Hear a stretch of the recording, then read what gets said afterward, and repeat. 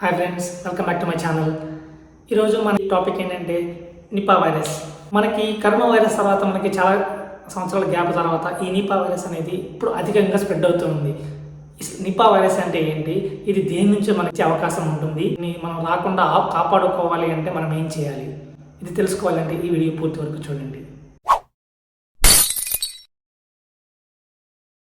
ముందుగా Nipah virus అనేది హెనిపా virus జాతికి చెందిన ఒక రకమైన ఆర్ఎన్ఏ వైరస్. ఇది సాధారణంగా టెరుపాస్ జాతికి చెందిన పళ్ళు, గబ్బిలాల మధ్య వ్యాపిస్తుంది. ఇది మనకు అర్థమయ్యే భాషలో చెప్పాలంటే నిపా వైరస్ అనేది ఒక ఇన్ఫెక్షన్ మనకు వచ్చినప్పుడు మనకి ఎటువంటి లక్షణాలు కనిపించవు.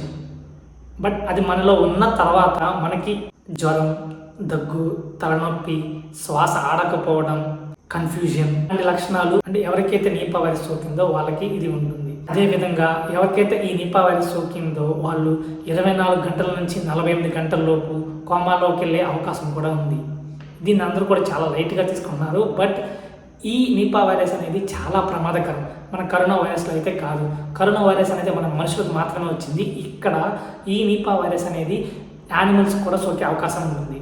నిపా వైరస్ సోకిందో వాళ్ళకి బతికే అవకాశం అనేది 25% మాత్రమే మనకి బ్రతికే అవకాశం ఉంది. దీన్ని బట్టి మనం అర్థం చేసుకోవచ్చు ఈ నిపా వైరస్ అనేది ఎంత ప్రమాదకరమో. లేదు, మనం నిపా వైరస్ సోకి దాన్ని మనం ఓవర్కమ్ చేసి వచ్చినా సరే మనకి సైడ్ ఎఫెక్ట్స్ ఉంటుంది. ఎలా అంటే మొదటి వాపు, మూర్ఛలు వంటి వచ్చే అవకాశాలు ఉన్నాయి. ఈ నిపా వైరస్ అనేది మనకు అర్థమై ఉంటుంది ఎంత ప్రమాదకరం అనేది. ఈ నిపా వైరస్ ఫస్ట్ మనకి ఎక్కడి నుంచి వస్తుంది అనేది కూడా మనం తెలుసుకున్నాం. ముందుగా దీని యొక్క పుట్ట పర్వతాలు తెలుసుకున్నాం. అంటే నిపా వైరస్ ఈరోజు రీసెంట్గా వచ్చిన వైరస్ అయితే కాదు. ఇది మనకి 2018 మే మాసంలో ఇది మనకి ఫస్ట్గా వచ్చింది. ఇది వచ్చినప్పుడు ఓవరాల్గా మన భారతదేశంలో 700 కేసులు నమోదయ్యాయి.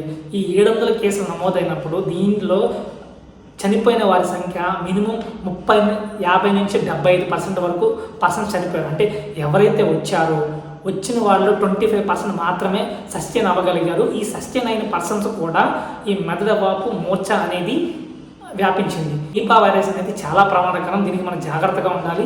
ఇది జాగ్రత్తగా ఉండాలంటే మనం తీసుకోవాల్సిన జాగ్రత్తలు కూడా నేను ఎక్స్ప్లెయిన్ చేస్తాను.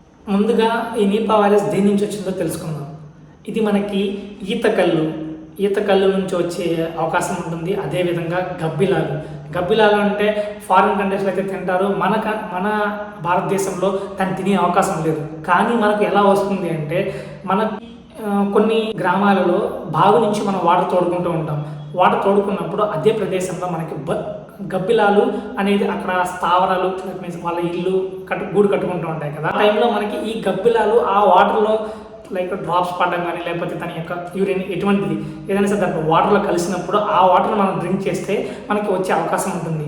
అదేవిధంగా కొన్ని పళ్ళు మనం సగం తినేసి మళ్ళీ తిందాంలే అనుకుంటాం కదా, ఆ క్రైటీరియాలో కూడా మనకు వచ్చే అవకాశం. మరియు పంది మనకి తెలుసు, చాలామంది మన భారతదేశంలో కానీ ఎక్కడైనా మనకి పందులు తినే వాళ్ళు ఉన్నారు కొంతమంది. సో వాళ్ళకు కూడా నేను చెప్పేది ఏంటంటే కొన్ని రోజులు దీన్ని స్టాప్ చేయడం చాలా మంచిది.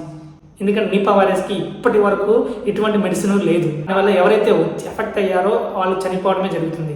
దీనికి మీకు ఇంకా డీటెయిల్గా అర్థం కావాలి అంటే ఎగ్జాక్ట్గా ఇయర్ నాకు తెలియదు, బట్ మలయాళం మూవీ ఒకటి ఉంటుంది, వైరస్ అనే మూవీ.